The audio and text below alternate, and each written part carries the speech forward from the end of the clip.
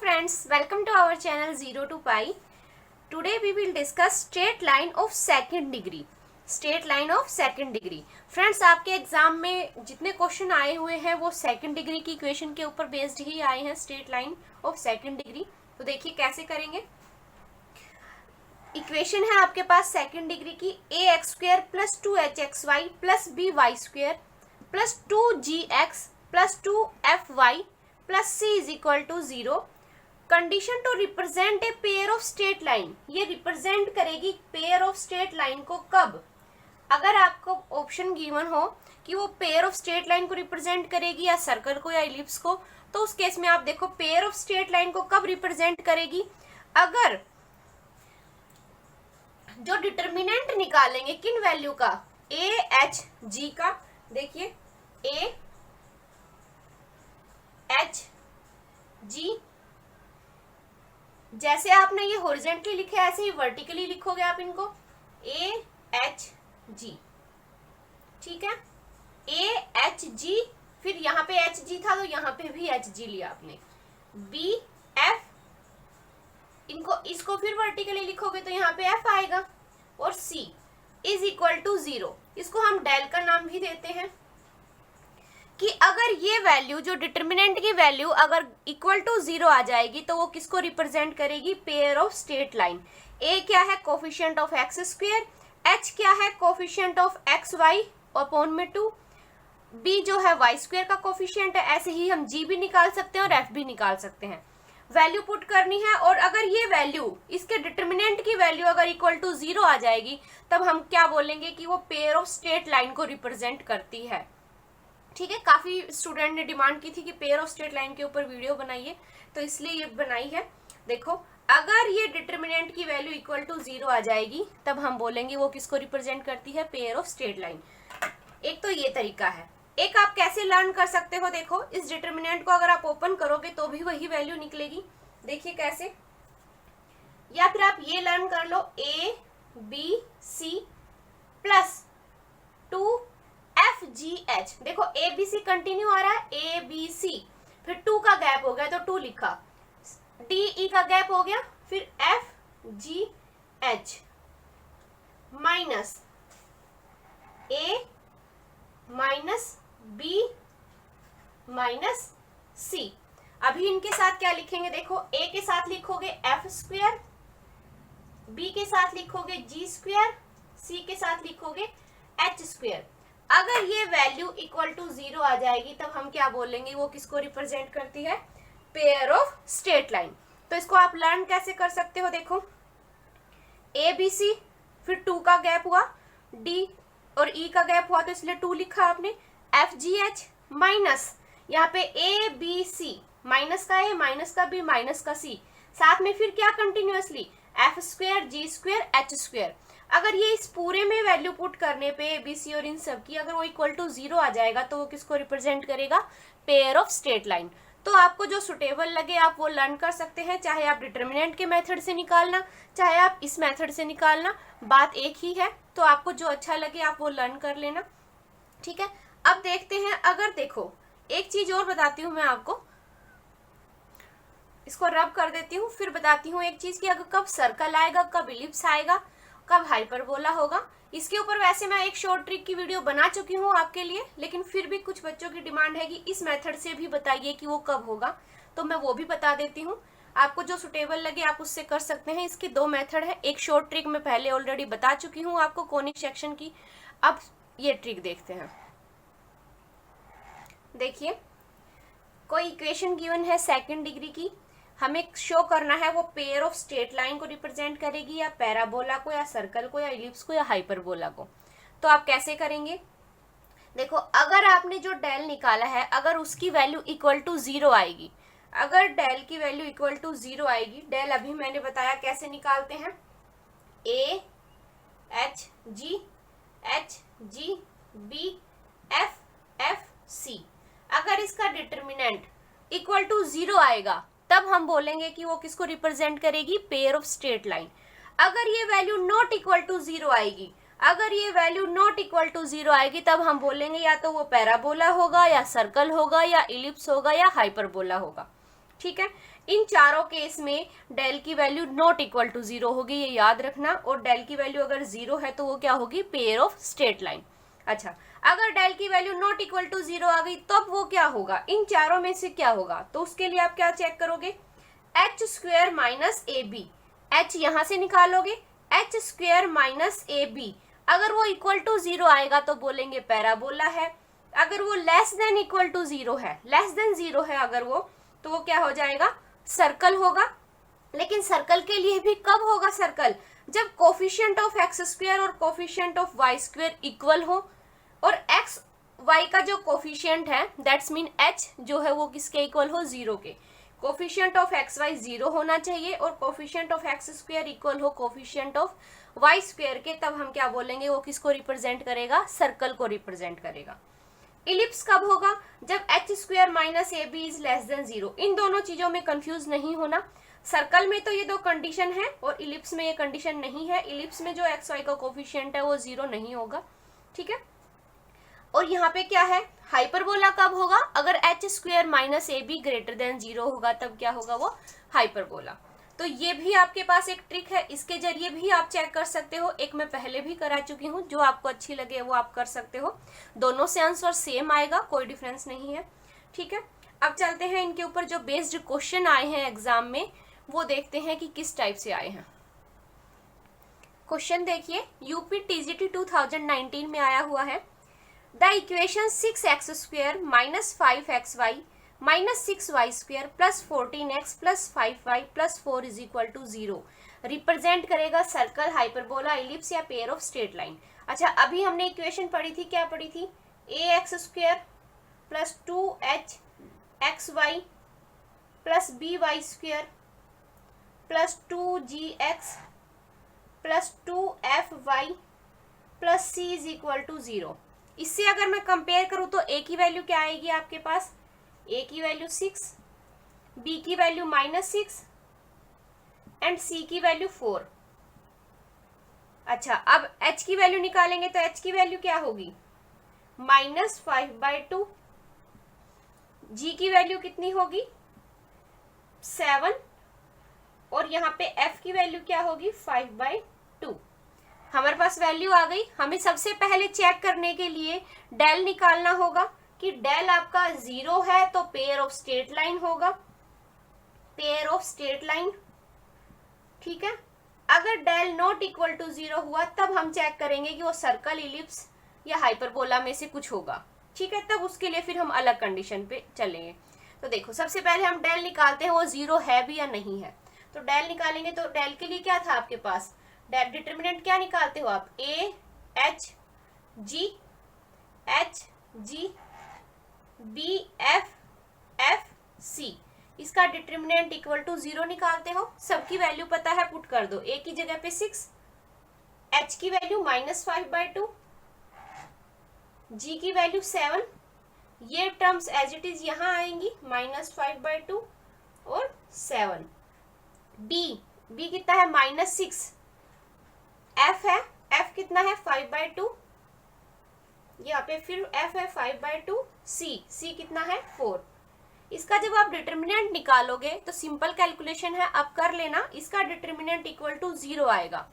अगर इसका डिटर्मिनेंट क्या आ गया, 0 आ गया, तो 0 आ गया तो हम डायरेक्ट क्या बोलेंगे, वो क्या है, पेयर ऑफ स्ट्रेट लाइन। इसलिए फोर्थ ऑप्शन आपका क्या होगा, करेक्ट होगा। डिटर्मिनेंट निकालना है, आप सोल्व कर लेना उसको, सिंपल कैलकुलेशन है। अगर डिटर्मिनेंट नॉट इक्वल टू 0 आता तब हम चेक करते कि वो सर्कल है, हाइपरबोला या इलिप्स है। तो उसके लिए हम h square minus a b की वैल्यू चेक करते कि वो 0 है या लेस देन 0 है या ग्रेटर देन 0 है, ठीक है। हम ये कंडीशन चेक करते। फिर अब चलते हैं नेक्स्ट पे। आई होप समझ आ गया होगा ये क्वेश्चन। नेक्स्ट क्वेश्चन है, यूपी टीजीटी 2019 में ही आया हुआ है।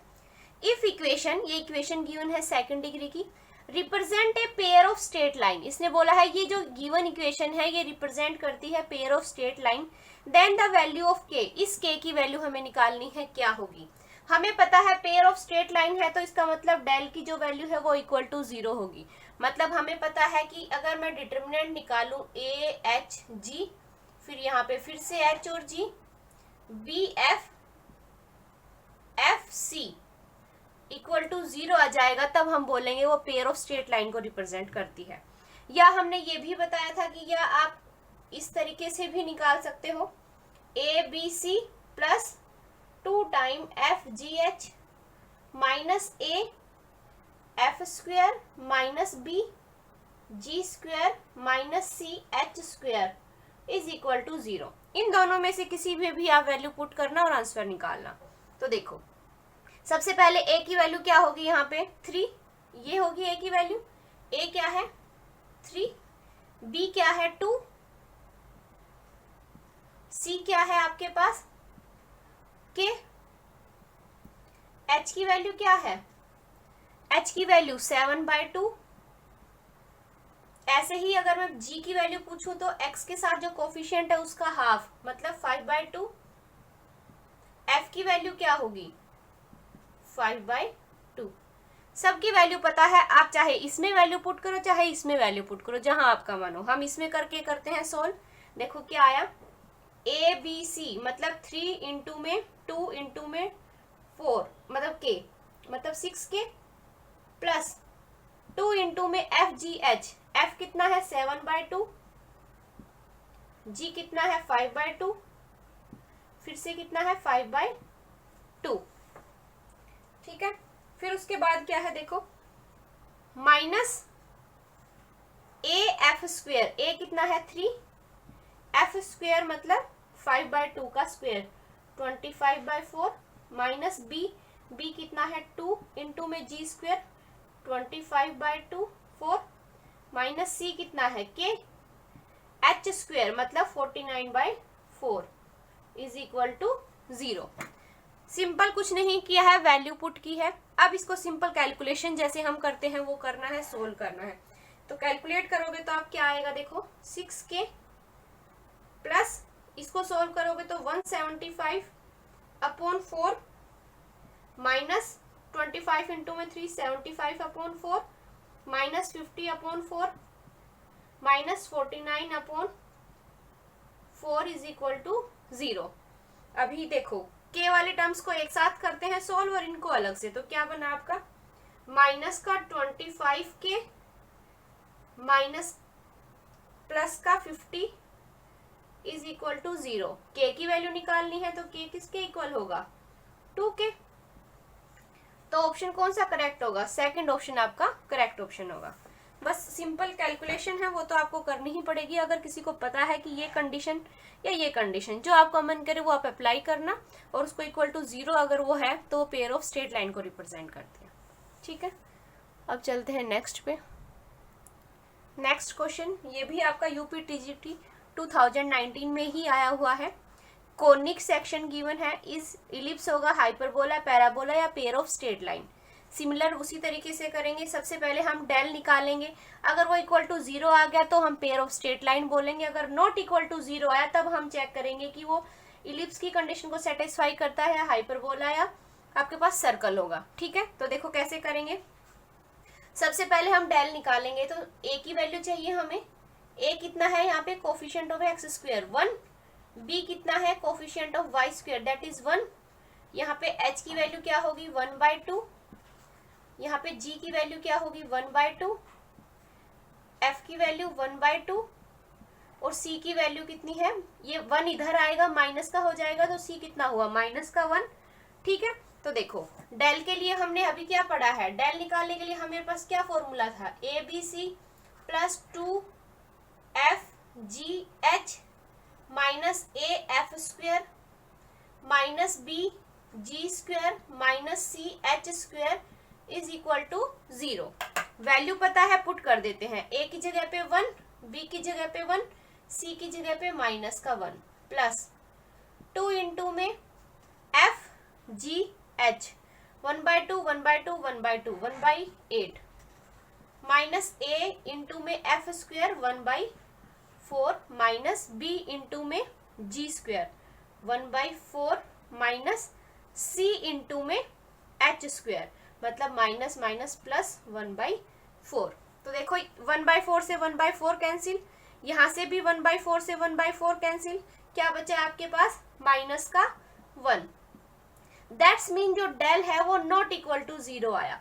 डेल अगर नॉट इक्वल टू 0 आया तो मतलब वो पेयर ऑफ स्ट्रेट लाइन तो नहीं होगा। तो इन तीनों में से कोई कंडीशन को सेटिस्फाई करेगा। इनके लिए हमें क्या चेक करना होगा, h square minus a b की वैल्यू चेक करनी होगी कि वो लेस देन 0 है, इक्वल टू 0 है, ग्रेटर देन 0 है या लेस देन 0 है। तो देखो निकालते हैं, H square 1/4 minus a into में बी 1 दैट इज -3/4। -3/4 क्या है, लेस देन 0। लेस देन 0 के लिए क्या था, या तो इलिप्स होगा या सर्कल होगा। लेकिन सर्कल के लिए क्या कंडीशन थी कि कोफिशिएंट ऑफ एक्स स्क्वायर और वाई स्क्वायर तो इक्वल होना चाहिए। चलो ठीक है, यहाँ पे कोफिशिएंट तो इक्वल है, लेकिन हमने ये भी तो बोला था कि coefficient of x y equal to 0 होना चाहिए सर्कल के लिए। लेकिन यहाँ पे तो एक्स और वाई का कोफिशिएंट 1 है, तो इसलिए ये क्या हो जाएगी, इलिप्स। इलिप्स हो जाएगी। और वैसे भी आपके ऑप्शन में सर्कल था भी नहीं, तो इसलिए आप डायरेक्ट भी इलिप्स लगा देते, ठीक है। लेकिन फिर भी याद रखना सर्कल के लिए कंडीशन कि कोफिशिएंट जो है एक्स स्क्वायर और वाई स्क्वायर का इक्वल होना चाहिए और कोफिशिएंट ऑफ एक्स वाई 0 होना चाहिए, तब हम बोलते कि वो सर्कल है, ठीक है। अगर एक्स वाई का कोफिशिएंट 0 नहीं है तो हम बोलेंगे वो क्या है, इलिप्स है, ठीक है। आई होप समझ आ गया होगा। अब चलते हैं नेक्स्ट क्वेश्चन पे। नेक्स्ट क्वेश्चन देखिए, ये भी आपका एग्जाम में आया हुआ है। 2x square plus 2y square minus 2x minus 6y plus 5 is equal to 0 किसको रिप्रेजेंट करेगी, सर्कल, इलिप्स, पॉइंट या नन ऑफ दिस। तो देखिए सबसे पहले तो आपको नोटिस हो रहा है एक्स स्क्वायर और वाई स्क्वायर का कोफिशिएंट क्या है, सेम है। और एक्स और वाई का कोफिशिएंट, एक्स इंटू में वाई का कोफिशिएंट नहीं है तो वो 0 है। तो मतलब वो कहीं ना कहीं सर्कल को रिप्रेजेंट करेगा, ठीक है। इसी इक्वेशन से आपको ये तो पता चल रहा है कि एक्स स्क्वायर और वाई स्क्वायर का कोफिशिएंट क्या है, इक्वल है।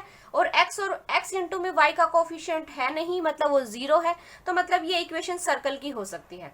लेकिन आप याद रखना, देखो इसमें पॉइंट गिवन है, तो उस केस में हमें चेक करना होगा कि क्या वो कहीं पॉइंट सर्कल को तो रिप्रेजेंट नहीं करता, क्योंकि पॉइंट भी क्या है, एक सर्कल ही तो है, उसकी रेडियस 0 हो जाती है। ये पॉइंट मैंने बोला ये क्या है, एक सर्कल है, इसकी रेडियस क्या है, 0 है। तो इसका मतलब अगर पॉइंट नहीं गिवन होता तो हम डायरेक्ट बोल देते वो सर्कल है, तब हमारा ऑप्शन फर्स्ट करेक्ट हो जाता। लेकिन अगर इसमें पॉइंट गिवन है तब उस केस में हम क्या करेंगे, तो देखिए कोई भी सर्कल की इक्वेशन अगर आपके पास गिवन है, x square plus y square, x square plus y square plus 2gx plus 2fy plus c is equal to 0। ये किसकी इक्वेशन है, जनरल सर्कल की, सर्कल की इक्वेशन है, ठीक है। तो ये सर्कल जो है कब नेचर ऑफ सर्कल क्या होगा, मतलब कब वो रिप्रेजेंट करेगा पॉइंट सर्कल को। तो देखो कैसे होगा, अगर मैं रेडियस निकालती हूं, कैसे radius, G square plus F square,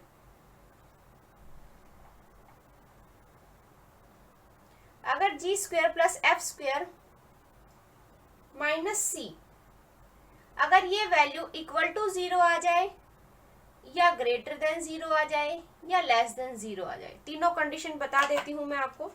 देखो अगर इक्वल टू 0 आ गया तब हम बोलेंगे ये पॉइंट सर्कल है। अगर वो ग्रेटर देन 0 आ गया तब हम बोलेंगे वो रियल सर्कल है। अगर वो लेस देन 0 आती है वो वैल्यू, तब हम बोलेंगे इमेजिनरी सर्कल है।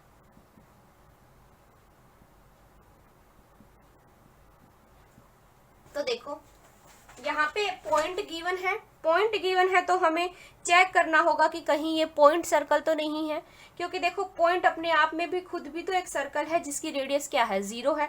तो ये दोनों जो अगर एक साथ आ गए तब उस केस में आपको चेक करना होगा कि कहीं ये पॉइंट सर्कल तो नहीं है। तो देखो कैसे करेंगे, यहाँ पे इस इक्वेशन को सर्कल की फॉर्म में लिखेंगे तो कैसे लिखेंगे, जो भी ये कोफिशिएंट है इससे डिवाइड कर देते हैं पूरी इक्वेशन को। क्या बनी है आपके पास equation, x square plus y square minus x minus 3y plus 5/2 is equal to 0। ये सर्कल की इक्वेशन है, हमें पता है। अब चेक करना है ये पॉइंट है, रियल है या इमेजिनरी है। तो देखो g क्या है आपके पास, g की वैल्यू -1/2, z क्या है -1/2, f क्या होगा y का जो कोफिशिएंट है उसका हाफ -3/2, और यहाँ पे c क्या है 5/2। इसके लिए हम इस इक्वेशन में वैल्यू पुट कर देते हैं, g² plus f² minus c।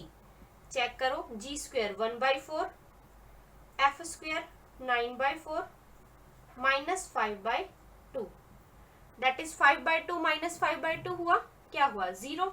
जैसे ही g² plus f² minus c equal to 0 आ गया तो वो किसको रिप्रेजेंट करेगा, पॉइंट सर्कल को। तो इसलिए थर्ड ऑप्शन क्या होगा आपका, करेक्ट ऑप्शन होगा। ठीक है, अगर ये ऑप्शन नहीं गिवन होता तब हम डायरेक्ट सर्कल बोलते और हमारा क्वेश्चन सोल्व हो जाता, वो रॉन्ग नहीं होता। लेकिन जब इसने पॉइंट गिवन है तब उस केस के लिए हमें चेक करना होगा कि जो रेडियस है वो इक्वल टू 0 है, ग्रेटर देन 0 है, लेस देन 0 है। रेडियस का फॉर्मूला क्या है, g² plus f² minus c। ये याद रखना, ये मैंने सर्कल की वीडियो कराई थी उसमें भी बताया था, अभी भी आप देख सकते हो, आप ऐसे सोल्व करोगे। ठीक है, नेक्स्ट है एंगल बिटवीन द लाइंस। एक सेकेंड ऑर्डर की आपके पास इक्वेशन गिवन है स्ट्रेट लाइन की। ठीक है, तो उसमें एंगल पूछेगा कि क्या होगा। याद रखना, जब सेकंड डिग्री की इक्वेशन गिवन होगी तब हम इसको अप्लाई करेंगे। tan theta is equal to में +-2 √h² minus ab over a plus B.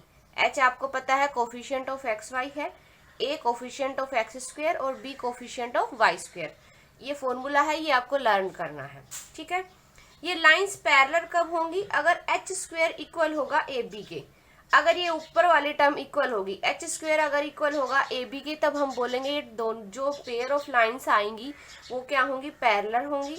ये लाइन परपेंडिकुलर होंगी अगर a प्लस b की वैल्यू क्या आ जाएगी 0, मतलब ये समथिंग अपॉन 0 इन्फिनिटी बना देगा, तब वो क्या हो जाएगा, परपेंडिकुलर होगा।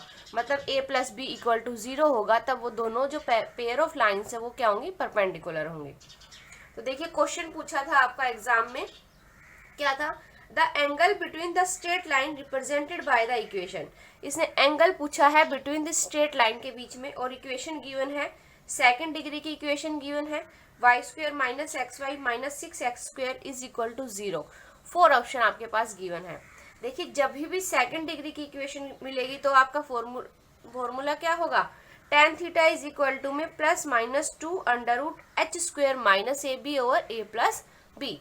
तो यहाँ से h की वैल्यू निकालेंगे और a और b की वैल्यू निकालेंगे। a क्या है, यहाँ पे a क्या है, coefficient of x² that is -6, b क्या है, coefficient of y² that is 1, और h क्या है आपके पास, कोफिशिएंट ऑफ xy का हाफ, मतलब -1/2। इस इक्वेशन से कंपेयर करके आप इसको निकाल लेना। ठीक है, अभी देखो क्या आया, अब वैल्यू पुट कर देते हैं फॉर्मूले में। फॉर्मूला क्या है आपके पास, tan थीटा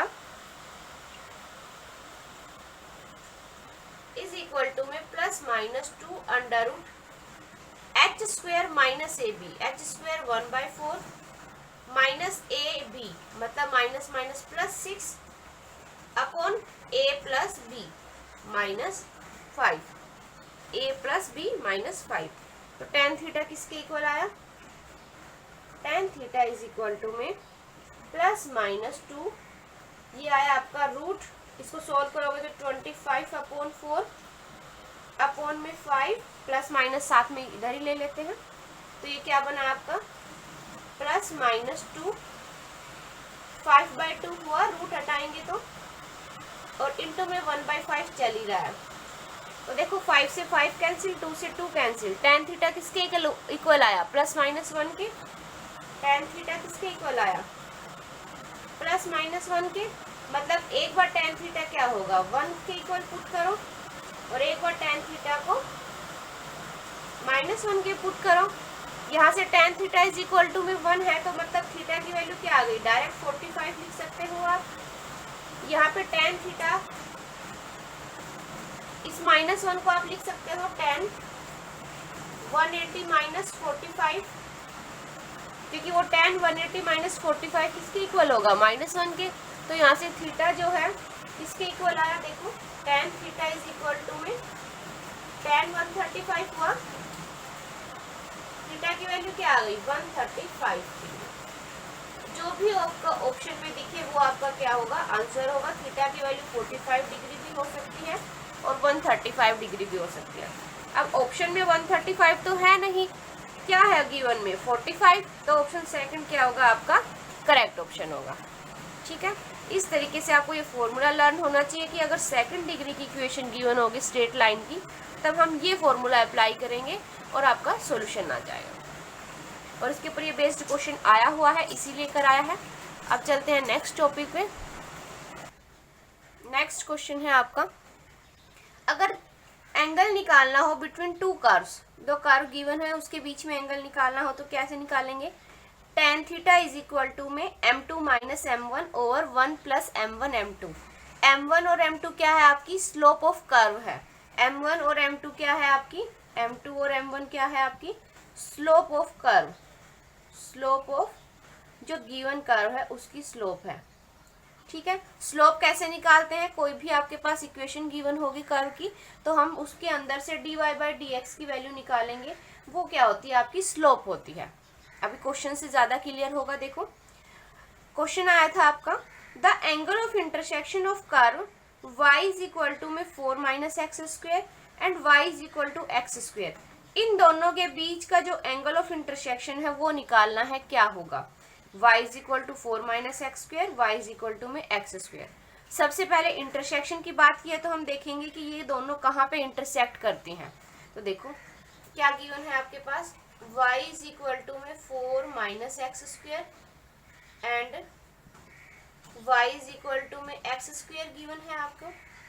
तो यहाँ पे देखो एक्स स्क्वेयर की वैल्यू यहाँ पुट कर दूं मैं तो क्या आया, x square is equal to में 4 minus x square that is 2x square is equal to में 4। क्या इंप्लाइज करता है, x की वैल्यू क्या आई √2, x कितना आया आपके पास √2, तो x की वैल्यू √2 इसमें पुट करोगे तो y की वैल्यू क्या आ जाएगी 2, तो y कितना आ गया आपको 2। मतलब हमें इस पॉइंट पे निकालना है एंगल ऑफ इंटरसेक्शन क्या होगा। तो देखो हमारे पास जो गिवन है y इज इक्वल टू में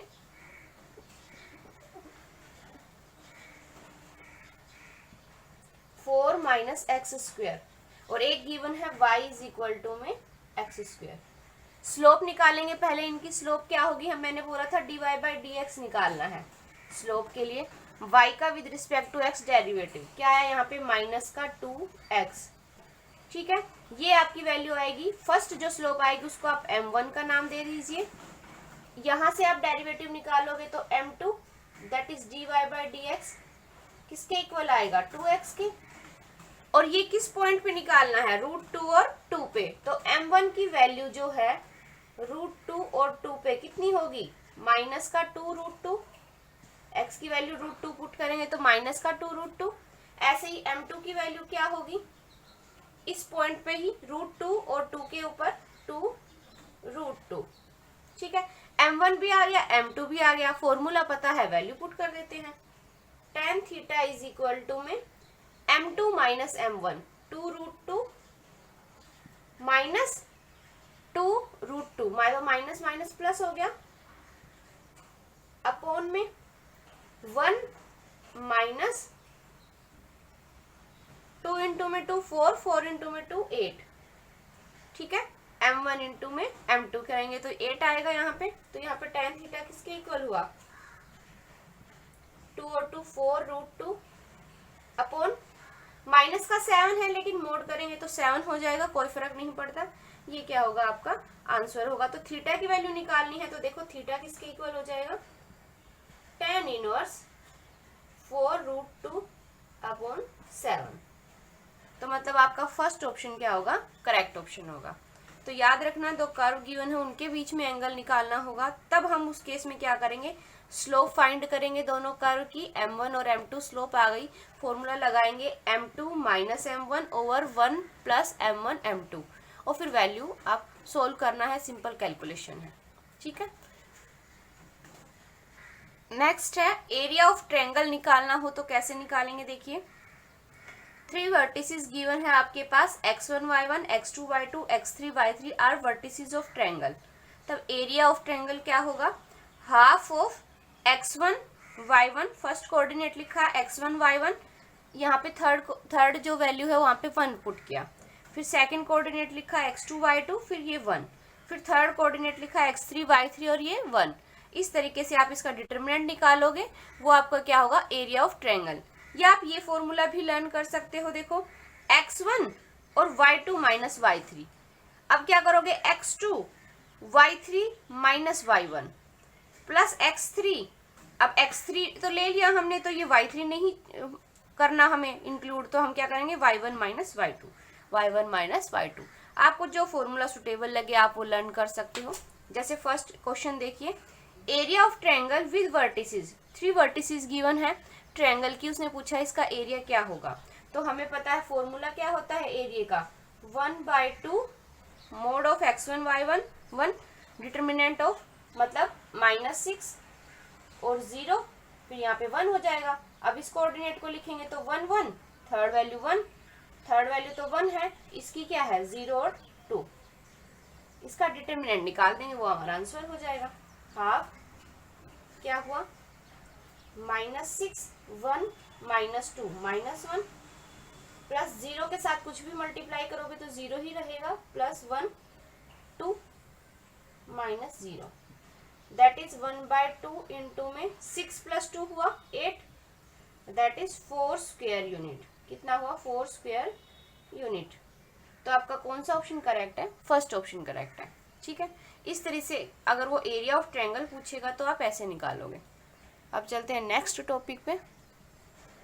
नेक्स्ट है collinearity of 3 point. 3 point given होंगे, वो कब कोलिनियर होंगे, देखो x1 y1 x2 y2 और x3 y3 are collinear if, जो ये ट्रायंगल बनेगी इन पॉइंट से वो क्या होगा, उसका एरिया इक्वल टू 0 हो। या फिर हम ऐसे बोल सकते हैं, देखो डिटरमिनेंट ऑफ x1 y1 और 1, x2 y2 1 और x3 y3 1 is equal to 0। यही फॉर्मूला था ट्रायंगल का, यहाँ पे 1/2 हो गया था, लेकिन 1/2 हमने इसलिए मेंशन नहीं किया क्योंकि वो वैसे भी इक्वल टू 0 आना था। तो 1/2 लिखो या ना लिखो कोई फर्क नहीं पड़ता। तो देखो अगर ये डिटरमिनेंट इक्वल टू 0 आ गया तब हम बोलेंगे ये 3 पॉइंट क्या होंगे, कोलिनियर होंगे। ठीक है, सेकंड मेथड है, अगर इनकी स्लोप इक्वल होगी, अगर slope of this point are equal, then हम बोलेंगे वो क्या होंगे, कोलिनियर। अब स्लोप कैसे निकालनी है, मान लो हमें x1 y1 और x2 y2 की स्लोप निकालनी है, x1 y1 और x2 y2 की स्लोप निकालनी है, तो क्या होगा, y2 माइनस y1 अपॉन में x2 माइनस x1, ये क्या होगी, स्लोप होगी। ऐसे ही x2 y2 और x3 y3 की निकालनी हो, अब अगर हमें x2 y2 और x3 y3 की स्लोप निकालनी हो तो क्या होगी, y3 में से y2 माइनस करेंगे, सेकंड में से थर्ड माइनस करेंगे, तो y3 में से y2 माइनस करेंगे अपॉन x3 में से x2 माइनस करेंगे।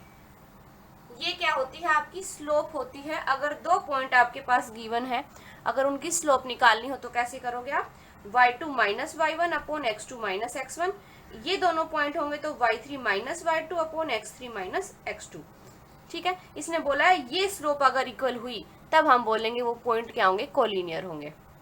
तो क्वेश्चन है, देखो दोनों मेथड से बताती हूँ। इफ x -1 2 1 और 4 5 कोऑर्डिनेट गिवन है, are collinear, find x। Collinear है ये, तो x की वैल्यू फाइंड करनी है, क्या होगी। तो फर्स्ट मेथड क्या है, डिटरमिनेंट निकाल लो। फर्स्ट मेथड क्या है कि इसका डिटरमिनेंट निकाल लो, क्या है, x -1 और 1 लेके चलना है। थर्ड तो आपकी वैल्यू 1 ही लेके चलनी है हमें। यहाँ पे क्या है, 2 और 1, यहाँ पे क्या है 4 और 5 इक्वल टू 0। तो यहाँ पे इसको सोल्व करेंगे तो क्या आएगा आपका, देखो x 1 माइनस 5 कितना हुआ, माइनस का 4 माइनस का 1 4 minus 2 2 plus 1 10 minus 4 6, that is -4x minus 2 plus 6।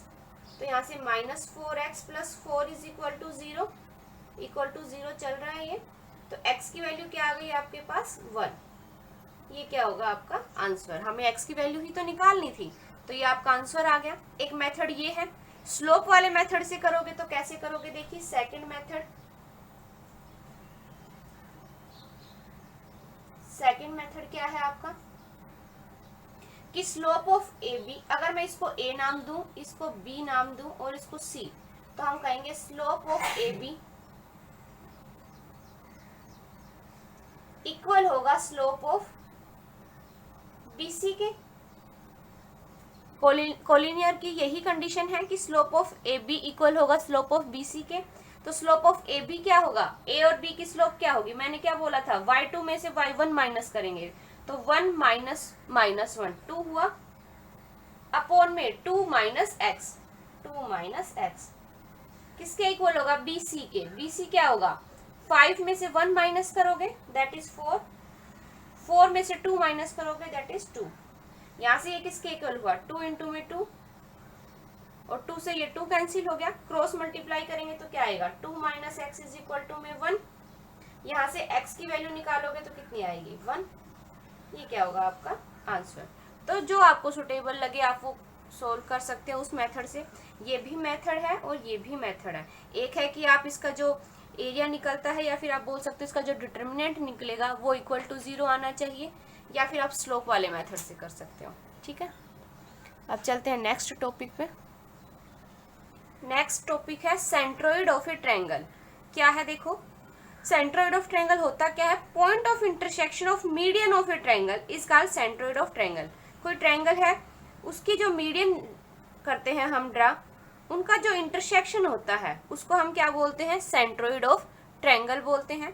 तो देखो अगर किसी ट्रायंगल के 3 वर्टिसेस गिवन है, ए पॉइंट है x1 y1, b है x2 y2, c है x3 y3 are vertices of triangle A B C, then coordinate of centroid क्या होगा, कोऑर्डिनेट निकालेंगे सेंट्रोइड की तो क्या होगी, x1 x2 x3, x1 plus x2 plus x3 upon 3। अब y के जो कोऑर्डिनेट है उनको ऐड करेंगे, y1 plus y2 plus y3 upon 3। ये क्या होंगे, आपके सेंट्रोइड होंगे किसी भी ट्रायंगल के। तो देखो एक चीज याद रखना हमेशा, centroid of triangle A B C equal होगा centroid of D E F. और डी ई एफ क्या है, यहाँ पे ये डी ई एफ क्या है, मिड पॉइंट है इन लाइंस का। डी ई एफ क्या है, mid point, D mid point है ए बी का, एफ मिड पॉइंट है बी सी का, और ई जो है मिड पॉइंट है ए सी का। अगर ये मिड पॉइंट है तो इनका भी जो सेंट्रोइड निकलेगा वो इक्वल होगा ट्रायंगल ए बी सी के। ठीक है, ट्रायंगल ए बी सी का जो मिड पॉइंट है, जो सेंट्रोइड है, वो इक्वल होगा डी ई एफ के। समझ आया, चाहे आप इसका सेंट्रोइड निकालो ए बी सी का, चाहे आप डी ई एफ का निकालो, सेंट्रोइड क्या होगा, सेम होगा। अगर डी ई एफ क्या है, मिड पॉइंट गिवन होंगे उस केस में। ठीक है, देखिए अब क्वेश्चन है आपके पास, इसी के ऊपर बेस्ड क्वेश्चन 2019 में आया था आपका, कि the coordinate of mid point of side of triangle. इसने क्या बोला है, मिड पॉइंट गिवन है। क्या गिवन है, मिड पॉइंट गिवन है ट्रायंगल के आर 5 2 3 3 2 2। क्या गिवन है, देखो ये कोई आपके पास ट्रायंगल है ए बी सी, इसके मिड पॉइंट गिवन है, ये पॉइंट गिवन है आपको 5 2, ऐसे ही 3 3 और फिर क्या है 2 2। ये मिड पॉइंट गिवन है। इसने बोला इसका कोऑर्डिनेट सेंट्रोइड क्या होगा, कोऑर्डिनेट ऑफ सेंट्रोइड जो है क्या होगा। तो देखो कैसे निकालेंगे, वही फॉर्मूला लगाएंगे, x1 plus x2 plus x3, centroid निकालेंगे तो क्या होगा आपका,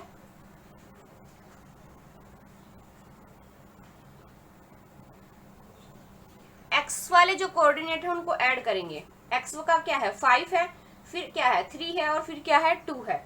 तो देखो 5 प्लस 3 प्लस 2 अपॉन में क्या है, फॉर्मूले में 3। अब y वाले कोऑर्डिनेट को ऐड करो, 2 3 और 2, 2 प्लस 3 प्लस 2 अपॉन में 3। तो क्या बना आपका, 5 और 3 8, 8 और 2 10, 10 बाई 3, और यहाँ से 3 और 2 5, 5 और 2 7, 7 बाई 3। ये क्या होंगे, आपके कोऑर्डिनेट होंगे सेंट्रोइड के। तो ऑप्शन सेकंड क्या होगा आपका, करेक्ट ऑप्शन होगा। ठीक है, अब चलते हैं नेक्स्ट टॉपिक पे। नेक्स्ट है ortho centre of A triangle. क्या होता है, point of intersection of altitude. जो एल्टीट्यूड ड्रा करते हैं तीनों पॉइंट से, उनका जो इंटरसेक्शन होता है उसको क्या बोलते हैं हम, ऑर्थो सेंटर ऑफ ट्रायंगल। देखिए नोट देखिए, एक फॉर राइट एंगल ट्रायंगल, अगर कोई राइट एंगल ट्रायंगल है, the coordinate of vertex containing right angle are actually the coordinate of orthocentre. क्या है इसका मतलब, देखो ये कोई भी राइट एंगल ट्रायंगल है, राइट एंगल ट्रायंगल, यहाँ पे 90 डिग्री का एंगल बन रहा है। तो जिस एंगल पे 90 डिग्री का एंगल बन रहा है, जिस भी वर्टेक्स पे 90 डिग्री का एंगल बन रहा है, मान लो ये वर्टेक्स क्या है, x2 y2 है, अगर इसके ऊपर 90 डिग्री का एंगल बन रहा है तो ऑर्थो सेंटर के पॉइंट भी यही हो जाएंगे। ऑर्थो सेंटर जो है उसके पॉइंट भी यही हो जाएंगे। मींस जिस भी वर्टेक्स के ऊपर आपका 90 डिग्री का एंगल बनेगा वही क्या हो गया, ऑर्थो सेंटर के कोऑर्डिनेट हो जाएंगे। समझ आया? जिस भी वर्टेक्स के ऊपर 90 डिग्री का एंगल बनेगा वही वर्टेक्स जो है क्या हो जाएगा, ऑर्थो सेंटर हो जाएगा, कोऑर्डिनेट ऑफ ऑर्थो सेंटर। ठीक है, तो देखिए इसी टाइप का क्वेश्चन आपका एग्जाम में पूछा गया था, सिंपल नहीं पूछा था, इस मेथड के ऊपर बेस्ड था। The vertices of triangle are, vertices given है ट्रायंगल की, 3 वर्टिसेस गिवन है, then the coordinate of orthocentre are, coordinate क्या होंगे ऑर्थो सेंटर के। तो देखो अगर मैं इसको पॉइंट ए लूं, इसको पॉइंट बी लूं, इसको पॉइंट सी लूं, तो ए बी, दो पॉइंट के बीच का डिस्टेंस सबको निकालना आता है। तो ए बी की वैल्यू क्या होगी यहाँ पे आपके पास, ए बी क्या होगा, -3 -0 का स्क्वायर मतलब 9 plus 0 -3 plus 9 that is 18। A B का स्क्वायर कितना हुआ 18, बी सी का स्क्वायर निकालेंगे तो क्या होगा, बी और सी, 3 में से 3 माइनस करेंगे और माइनस ऑलरेडी है तो प्लस 9 का स्क्वायर, नहीं 6 का स्क्वायर दैट इज 36। यहां से फिर निकालेंगे सी ए कितना होगा आपके पास, 3 में से 3 9 प्लस 0 में से 3 माइनस करेंगे उसका स्क्वायर 9 दैट इज 18। ये डिस्टेंस फॉर्मूला आपको पता होना चाहिए, पता होगा क्योंकि ये बहुत जनरल बात है। तो ए बी निकाला, बी सी निकाला और सी ए का स्क्वायर निकाला। अभी आप नोटिस करोगे, देखो ए बी का स्क्वायर प्लस ए सी का स्क्वायर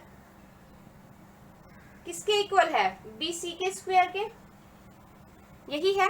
तो इसका मतलब ये क्या है, राइट एंगल ट्रायंगल की प्रॉपर्टी को सेटिस्फाई कर रहा है। राइट एंगल ट्रायंगल की प्रॉपर्टी क्या थी कि अगर देखो ए बी का स्क्वायर प्लस ए सी का स्क्वायर इक्वल होगा बी सी के स्क्वायर के, तो मतलब ए के ऊपर क्या बनेगा, राइट एंगल ट्रायंगल, जिस भी पॉइंट के ऊपर जो भी पॉइंट कॉमन आ रहा है उसी के ऊपर क्या बनेगा, राइट एंगल ट्रायंगल, उसी पे 90 डिग्री का एंगल बनेगा। जैसे यहाँ पे ए कॉमन आ रहा है तो याद रखना हमेशा ए के ऊपर क्या होगा, 90 डिग्री का एंगल बनेगा। तो ए के ऊपर 90 डिग्री का एंगल बन गया। ए के कोऑर्डिनेट है क्या, 0 और 3, 0 और 3 कोऑर्डिनेट है।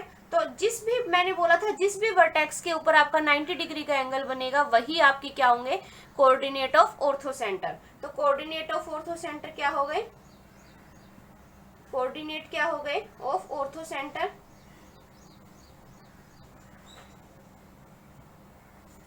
क्या हो गए 0 और 3।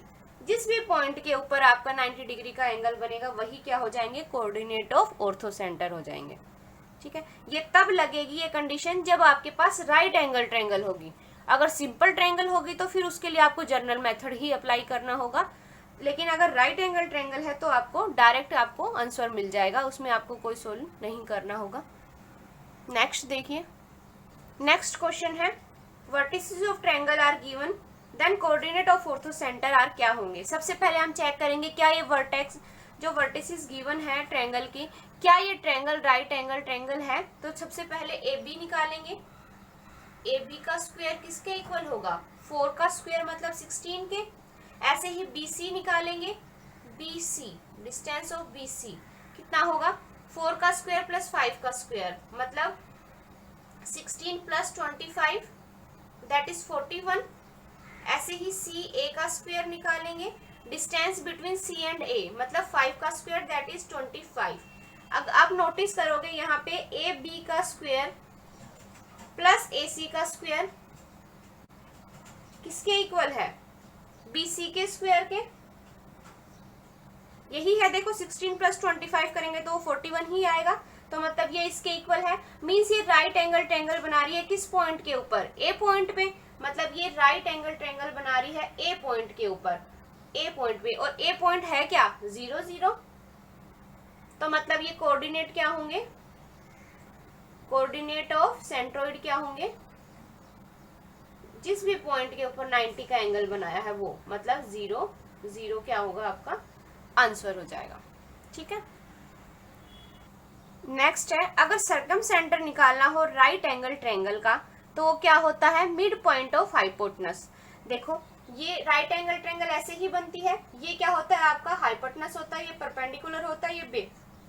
इसने क्या बोला है, सर्कम सेंटर निकालेंगे राइट एंगल ट्रायंगल का तो वो मिड पॉइंट होता है हाइपोटेनस का, मिड पॉइंट होगा इसका। ठीक है। तो देखो जैसे 3 कोऑर्डिनेट गिवन है ट्रायंगल के, उसने बोला सर्कम सेंटर क्या होगा, तो क्या होगा, देखो सबसे पहले हमें चेक करना होगा क्या ये राइट एंगल ट्रायंगल है। अगर मैं इसको A कोऑर्डिनेट लूं, इसको B कोऑर्डिनेट लूं, इसको C कोऑर्डिनेट लूं, तो आपके पास क्या बनेंगे, देखो AB क्या होगा, डिस्टेंस निकालेंगे तो AB क्या होगा, 8 में से 8 गया 0, 2 में से 6 करेंगे तो माइनस का 8 का स्क्वायर मतलब 64। यहाँ से BC निकालेंगे,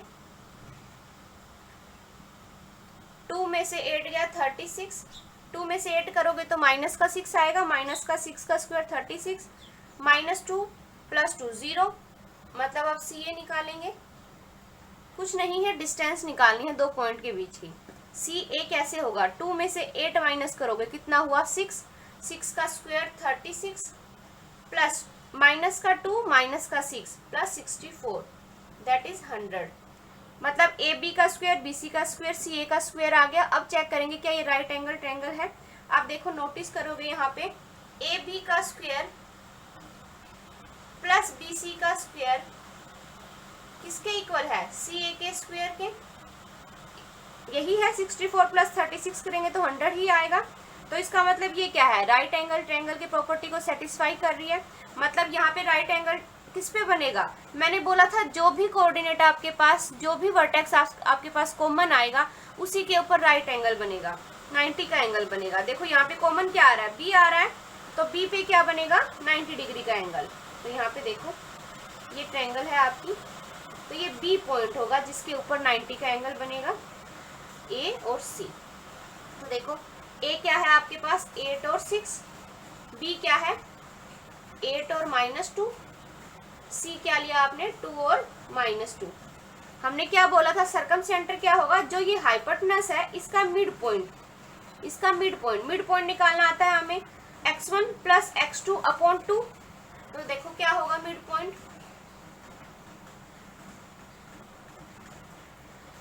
8 + 2/2, 6 - 2/2, तो क्या हुआ 5 और यहाँ से 4/2 2। तो ये क्या हो जाएंगे, सर्कम सेंटर हो जाएगा ट्रायंगल का। तो सर्कम सेंटर क्या होगा 5 और 2 क्या होगा आपका आंसर। ये तब अप्लाई करोगे तब आपके पास राइट एंगल ट्रायंगल गिवन होगी, तब हम हाइपोटेनस का जो मिड पॉइंट है वो निकालेंगे, वो आपका क्या हो जाएगा सर्कम सेंटर ऑफ ट्रायंगल हो जाएगा। ठीक है फ्रेंड्स। सो फ्रेंड्स आज के लिए बस इतना ही।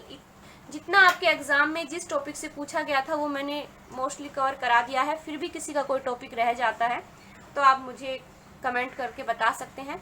आई होप आपको मेरा सेशन ये अच्छा लगा होगा। अगर अच्छा लगा है तो please like, subscribe and share with your friends and thank you for watching my video.